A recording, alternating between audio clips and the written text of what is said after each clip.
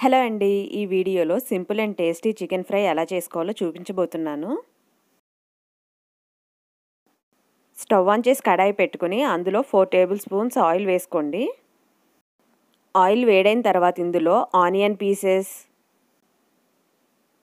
కరివేపాకు, పచ్చిమిర్చి వేసి కలుపుకోండి. ఆనియన్స్ 70% వరకు కుక్ అయ్యేలా చూసుకోవాలి. ఇలా కుక్ అవ్వగానే ఇందులో అల్లం వెల్లుల్లి పేస్ట్ వేసుకుని పచ్చివాసన పోయే వరకు కుక్ చేసుకోవాలి. చికెన్ నీట్గా క్లీన్ చేసుకుని అందులో టేస్ట్కి సరిపడా సాల్ట్, కారం, నిమ్మరసం వేసుకుని కలుపుకొని హాఫ్ అన్ అవర్ పక్కన ఉంచుకోవాలి. అల్లం వెల్లుల్లి పేస్ట్ ఫ్రై అవ్వగానే ఈ చికెన్ని వేసుకోండి. చికెన్ని ఫ్రై చేసుకుంటున్నాం కాబట్టి మీడియం ఫ్లేమ్లో ఫ్రై చేసుకోండి. చికెన్కి అల్లం వెల్లుల్లి పేస్ట్ ఆయిల్ పట్టేలా కలుపుకోవాలి. ఇలా కలుపుకున్న చికెన్ మీద మూత పెట్టి 5 మినిట్స్ కుక్ చేసుకోవాలి.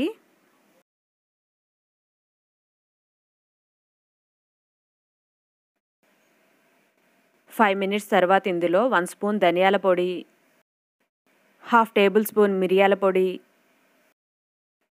1 స్పూన్ గరం మసాలా వేసుకుని ఇవన్నీ చికెన్కి పట్టేలా కలుపుకోండి. ఈ చికెన్ని మీడియం ఫ్లేమ్లో మధ్య మధ్యలో కలుపుకుంటూ ఫ్రై చేసుకోవాలి. చికెన్ ఫ్రైకి ఆయిల్ కొద్దిగా ఎక్కువగానే పడుతుంది.